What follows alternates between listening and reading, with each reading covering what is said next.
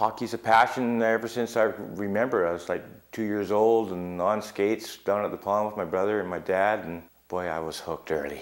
I built a hockey team. I was running a drop-in and we had a bunch of guys, but we were on the road doing tournaments and we didn't have a set of sweaters and we weren't organized, and I was starting up a hockey tournament in town. I ran that for 10 years. So I sat down and came up with a logo, and we came up the Tuesday nights, and that was the logo that teams were wary of, let me tell you. We didn't win a thing. we were perennial losers out there, but we had most fun. Art and hockey go well together, as Penticton artist Glenn Clark has been passionate for both all his life.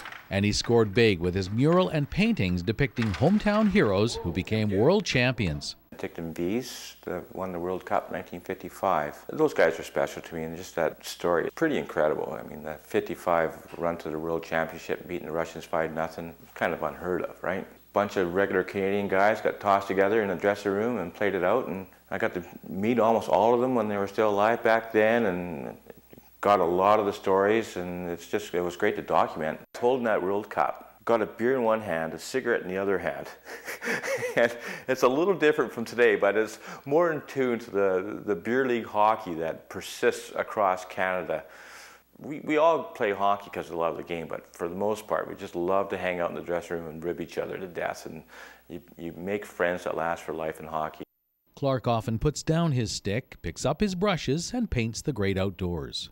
And this was last year in mid-October. I burned out there at about 5 in the morning and started painting. I did a painting day, and that would be an example of a day's painting.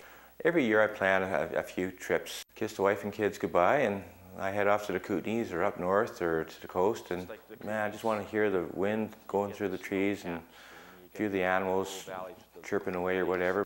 Top of Glacier Park painting, it's as good as it gets for a guy like me. It's tough slugging. Most artists, they drop out by the time they're 30 years old.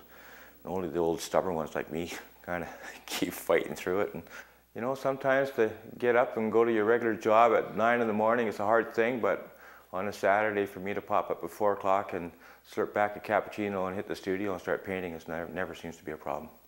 And I think about it myself, what actually drives me? Is it the love of the subject that I'm painting, or is it something deeper than that? Quite a few hours in front of the canvas, so you do think about a lot of things. It's great, it clears my mind. If I got a lot of bad things on the back burner there, I can usually get rid of it for a bit with a paintbrush. But I've been lucky, I've had a lot of breaks on the way, and hopefully I'll just continue to have them. But just, I think the career path I got going is kind of where I want to be. Fun paintings, the 2 panels, my largest painting to date, and as you can tell, you get a little bit better looking with time, and you know, the hair is a little bit browner then, so what are you going to do? There's always some person that interests me in some way, and so they somehow make it into one of my paintings. Over 100 works of Glenn Clark can be seen at the Penticton Art Gallery. Exhibition runs January 20 to March 18th.